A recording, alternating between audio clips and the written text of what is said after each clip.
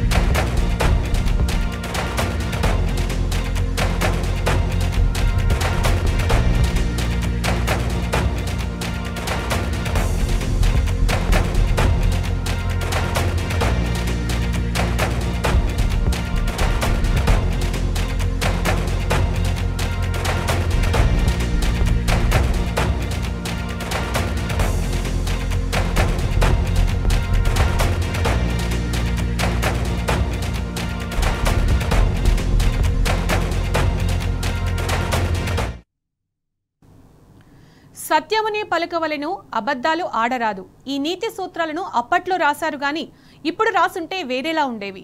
Congress party అబద్ధాలను చూసి సామెతలను తిప్పి రాసేవారేమో. ఇక అప్పుడు నీతి సూత్రాలన్నీ అవినీతి సూత్రాలవేయి.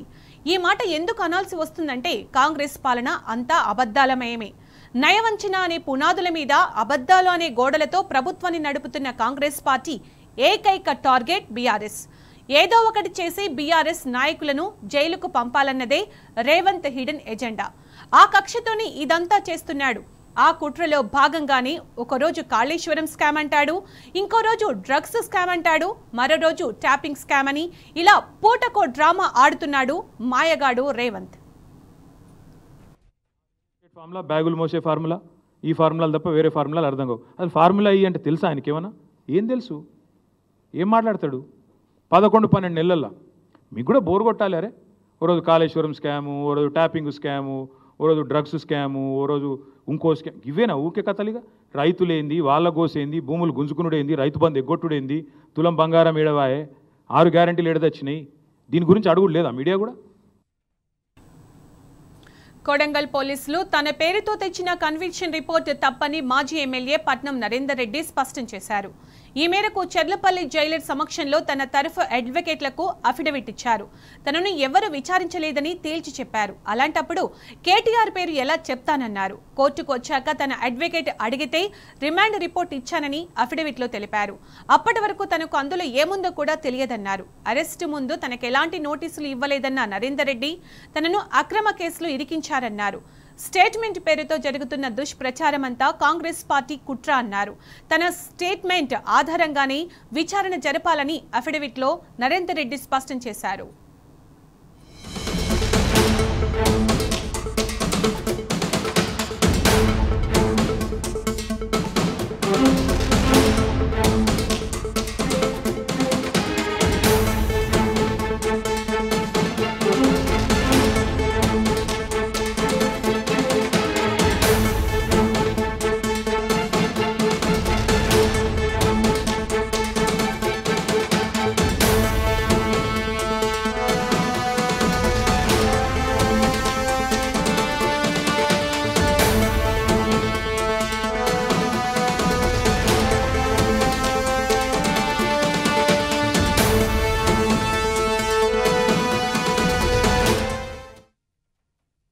తమకు ఎలాంటి ఫార్మా కంపెనీలు వద్దు అంటున్నారు లగచర్ల బాధితులు. మా బతుకు మమ్మల్ని బతకనియండని ఆవేదన వ్యక్తం చేస్తున్నారు.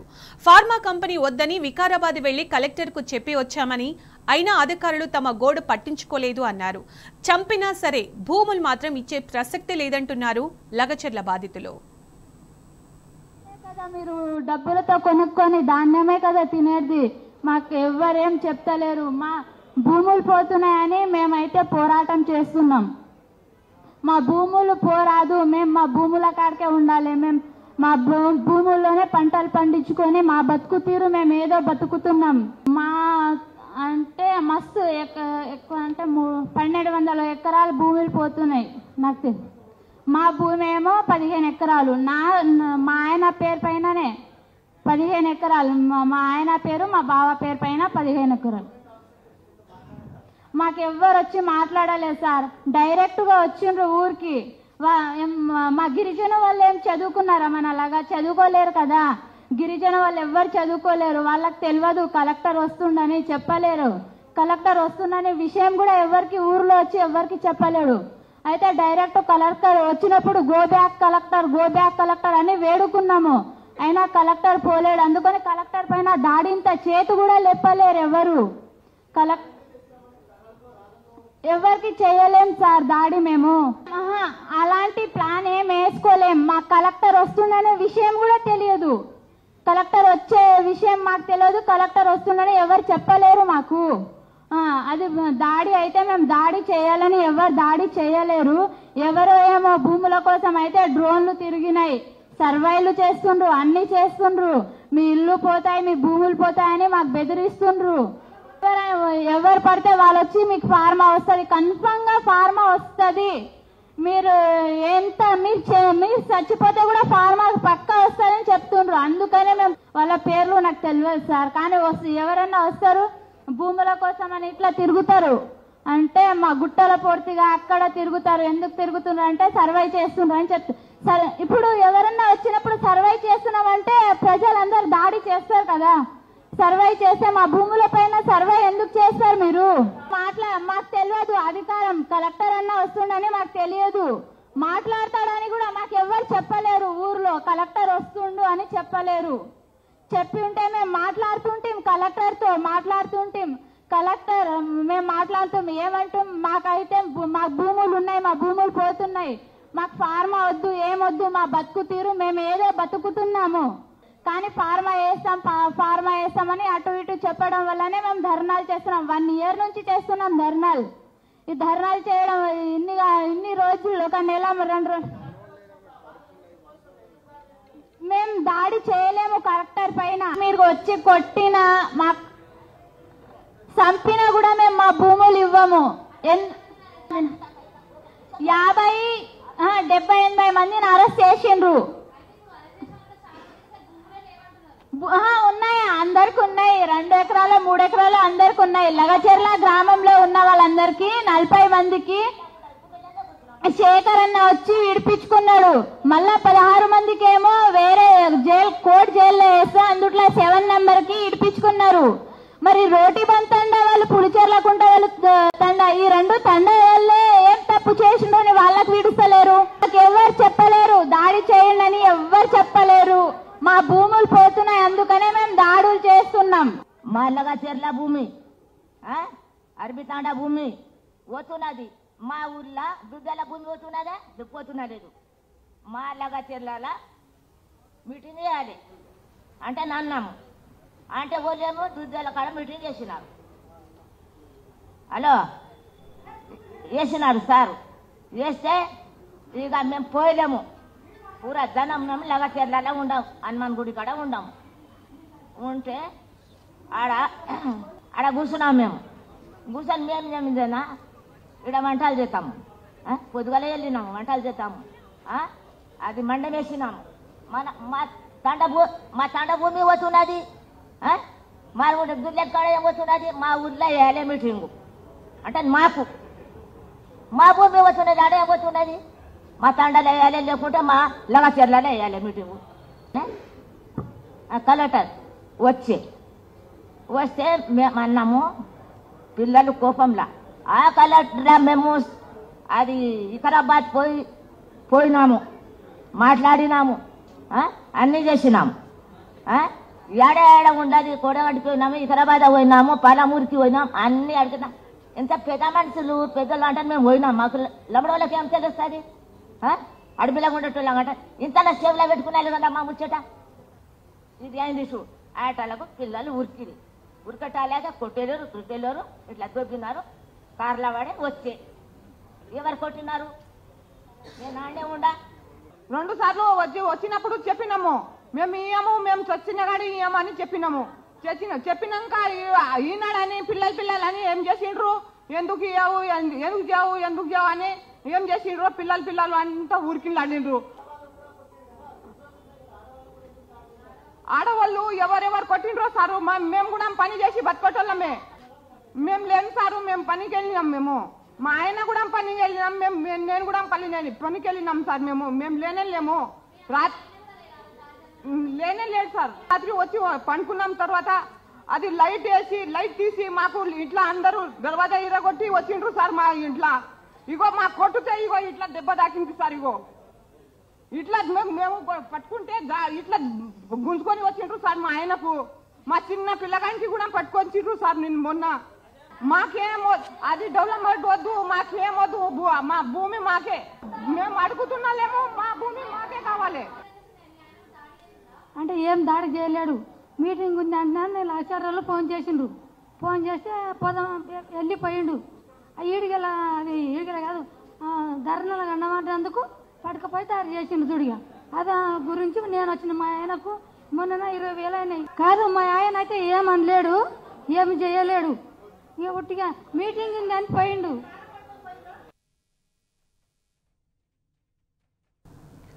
భూమి అనేది ఒక ఎమోషన్. అందులోనూ పేదలు, బడుగులు, రైతులకు భూమి అంటే పంచ ప్రాణాలతో సమానం. ప్రాణమైన వదులుకుంటారేమో గానీ భూమిని మాత్రం వదలరు. మరి అలాంటి భూమి జోలికొస్తే రైతులు ఊరుకుంటారా? అన్నదమ్ములతో గేటు పంచాయతీ జరిగితేనే ఏండ్ల తరబడి కుటుంబాల మధ్య మాటలుండవు. అలాంటిది ఎవడి లాభం కోసమో తమ భూములు గుంజుకుంటామంటే ఏ రైతైనా ఎందుకు ఊరుకుంటాడు? అందుకే రైతులంతా రేవంత్ సర్కారుపై ఆక్రోశాన్ని వెళ్లగక్కుతున్నారు. గెట్టుకాడ అన్నదమ్ములకు జాగా వంచేటప్పుడే అటు ఇటు అయితే మాట్లాడుకోకుండా ఒక తల్లి కుట్టిన అన్నదమ్ములే మాట్లాడుకోకుండా ఊకుంటారు.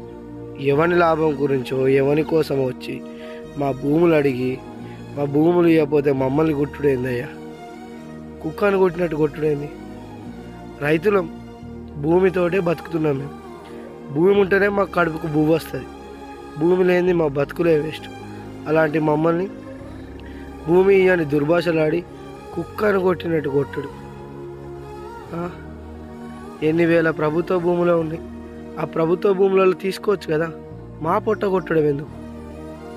ఫార్మా సిటీలని ఆ సిటీలని మీ లాభం గురించి వేరే వాళ్ళ లాభం గురించి మమ్మల్ని బలి చేయడం ఎందుకు? రైతుకు భూమి లేనిది రైతు బతికేం కావాలి? రైతు కుటుంబం ఏడవడాలి, రోడ్డు మీద పడాలన్నా రాత్రి తీసుకుపోయి పోలీసులు పొట్టు కొట్టడమేంది? లంగచల్ల రైతులు, తెలంగాణ రాష్ట్ర రైతాంగం అందరూ ఆలోచించాలి. రైతులంటే చిన్న చూపా? రైతులను తిట్టుడేంది? అనరాని మాటలతో తిడుతున్నారు. రైతన్నరాలా ఆలోచించండి. రైతు బతికే భూమితోటి. భూమి ఉంటేనే కడుపు నిండా భూమి వస్తుంది రైతుకి. భూమి లేని ఏం చేసుకోవాలి? ఉన్న 2 ఎకరాలు ఫార్మసిటీకి ఇచ్చి ఏం చేయమంటారు? ప్రభుత్వానికి రైతుల తరపున ఒక రైతు బిడ్డ విన్నవిస్తున్నా, జర మా భూములు మాకు ఉంచుర్రి. భూమి ఇవ్వకపోతే కొట్టుడు చిత్రహింస పెట్టుడు జర మానేయర్రి. భూమితోటే మా బతుకు. ప్రజాపాలనపై ప్రజా తిరుగుబాటు ప్రారంభమైందన్నారు మాజీ మంత్రి హరీష్ రావు. ఫార్మా కంపెనీకి భూములు ఇచ్చేది లేదని కొడంగల్ ప్రజలు 7-8 నెలలుగా ఆందోళనలు చేస్తున్నారని చెప్పారు. వారిని పిలిచి సమస్య పరిష్కరించకుండా పోలీసులు గూండాలతో రేవంత్ బెదిరిస్తున్నాడని మండిపడ్డారు. ప్రజా పాలన మీద ప్రజల తిరుగుబాటు ప్రారంభమైంది.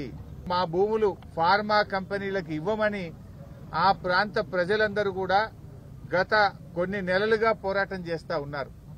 మరి అక్కడ ఎమ్మెల్యేగా ఉన్న రేవంత్ రెడ్డి తనకు ఓట్లేసినటువంటి కొడంగల్ ప్రజలకు పిలిచి మాట్లాడాలి, వారి సమస్య పరిష్కారం చేయాలి. కానీ పోలీసుల చేత, గుండాల చేత, రాజకీయ నాయకుల చేత వాళ్ళని బెదిరించేటువంటి ప్రయత్నానికి రేవంత్ రెడ్డి గారు పాల్పడతా ఉన్నారు.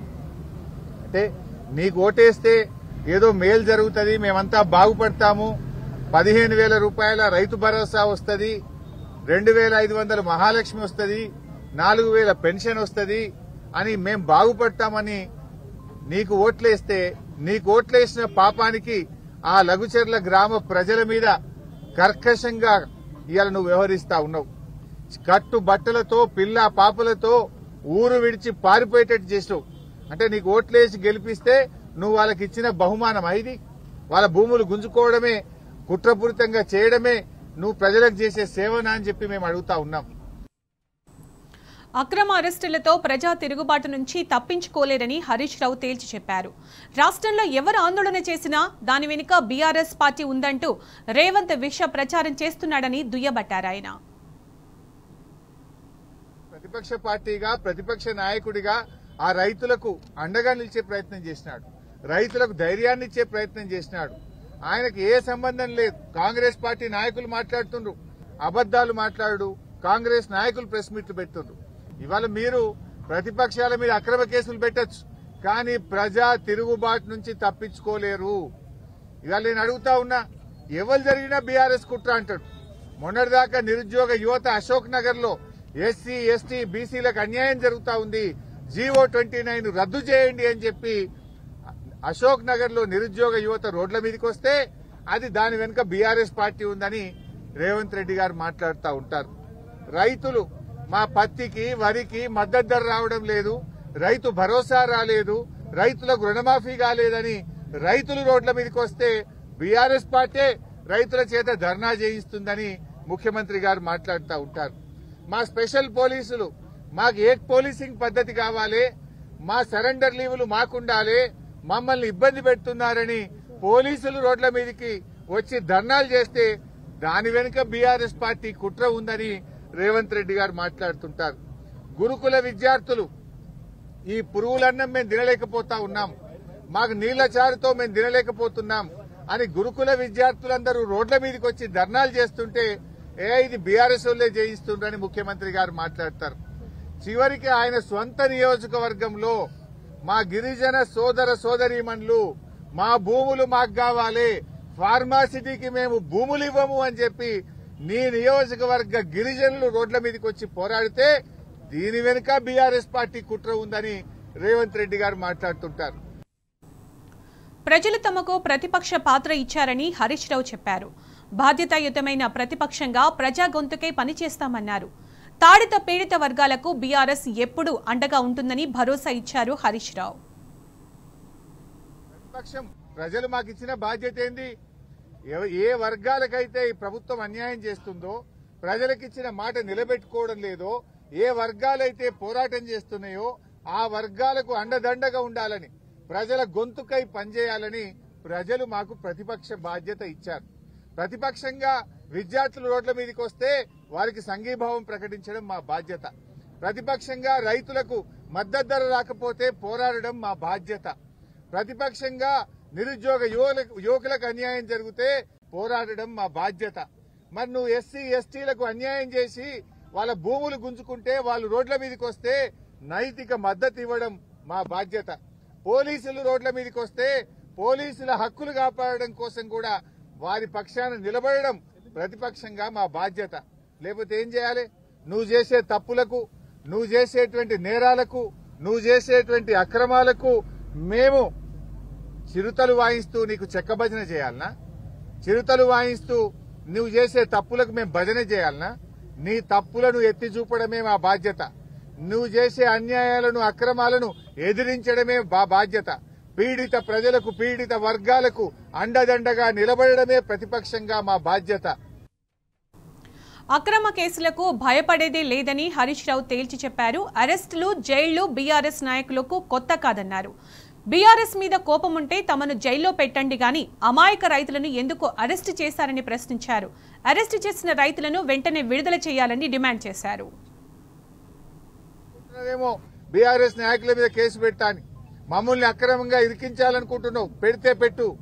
మాకు ఉద్యమాలు కొత్త కాదు, అరెస్టులు కొత్త కాదు, జైళ్లు కొత్త కాదు. తెలంగాణ ఉద్యమంలో అనేక కేసులు ఎదుర్కొన్న వాళ్ళం, తెలంగాణ ఉద్యమంలో జైళ్లకు పోయొచ్చిన వాళ్ళం. కానీ మా బాధల్లా నీకేదన్నా బీఆర్ఎస్ మీద కోపం ఉంటే నన్నో, కేటీఆర్నో, మా లక్ష్మారెడ్డినో, మా పల్లా రాజేశ్వరరెడ్డిని జైల్లో వేయండి, మేము పోతాం. కానీ అమాయకులైన గిరిజన రైతులను ఎందుకు జైల్లో వేసినామని మేము అడుగుతా ఉన్నాం. తక్షణమే ఆ గిరిజన రైతులను వెంటనే విడుదల చేయాలని చెప్పి బీఆర్ఎస్ పార్టీ పక్షాన డిమాండ్ చేస్తా ఉన్నాం. ఏమడిగిండ్రు గిరిజన రైతులు? వాళ్ళు మా భూమి మాకు కావాలని మాట్లాడిండ్రు. దానికి నువ్వు కేసులు పెడతావా? ఇది ఎక్కడి న్యాయమో అని చెప్పి మేము ప్రశ్నిస్తా ఉన్నాం. ఈ అన్యాయాలను ఎట్టి పరిస్థితుల్లో నువ్వు ఎన్ని అక్రమ కేసులు పెట్టినా, మమ్మల్ని ఎన్ని రకాలుగా వేధించినా బీఆర్ఎస్ పార్టీ నిన్ను ప్రశ్నిస్తూనే ఉంటది, నీ వెంట పడుతూనే ఉంటది, పేదల పక్షాన పోరాటం చేస్తూనే ఉంటదని చెప్పి కూడా హెచ్చరిస్తా ఉన్నాం. ప్రశ్నిస్తే కేసులు, నిలదీస్తే అరెస్టులు చేస్తున్నారని హరీష్ రావు ఆగ్రహం వ్యక్తం చేశారు. ప్రతిపక్షంలో ఉన్నప్పుడు రేవంత్ రెడ్డి 2 రోజులు మల్లన్న సాగర్ దగ్గర స్వేచ్ఛగా దీక్ష చేయలేదా అని ప్రశ్నించారు. మరిప్పుడు బీఆర్ఎస్ నాయకులను ఎందుకు అడ్డుకుంటున్నాడని నిలదీశారు హరీష్ రావు. ఇదేం ప్రజాస్వామ్యం? నువ్వేం చెప్పినావు ఆ రోజు? 6 గ్యారంటీలతో పాటు 7వ గ్యారంటీ ప్రశ్నించే హక్కు ఇస్తున్నాం, ప్రజాస్వామ్యం ఇస్తున్నాను. ఎక్కడ ప్రజాస్వామ్యం ఉంది? ప్రశ్నిస్తే కేసులు పెడుతున్నావు, ప్రశ్నిస్తే అక్రమ జైళ్లలో పెడుతున్నావు, నువ్వు ప్రశ్నించే అవకాశం లేకుండా చేస్తున్నావు. ఆ రోజు మల్లన్న సాగర్ లో నువ్వు వచ్చి 2 రోజులు నిరాహార దీక్ష చేసినావు, నిన్ను ఆపిందా బీఆర్ఎస్ పార్టీ? మల్లన్న సాగర్ లో నువ్వు వచ్చి 2 రోజులు నిరాహార దీక్ష చేసినావు, నిన్ను అరెస్ట్ చేయలే కదా? నిన్న ఆ ఊర్లకు బోనిచ్చినాం కదా? 2 రోజులు దీక్ష చేస్తే నీకు రక్షణ ఇచ్చింది కదా ఆనాటి ప్రభుత్వం. ఇవాళ ఎందుకు ఆపుతున్నావు? నిన్న మా మత్స్యనాచారి గారు ప్రతిపక్ష నాయకుడు లగిచెర్లకు వెళ్తావు, ఆ రైతులకు, ఆ అక్క చెల్లెలకు, ఆ పిల్లలకు, వృద్ధులకు మానసికంగా ధైర్యాన్ని ఇస్తామని మా నాయకులు వెళ్తే వాళ్ళను నువ్వు అరెస్ట్ చేసినావు. మా ఆర్ఎస్ ప్రవీణ్ కుమార్ ను.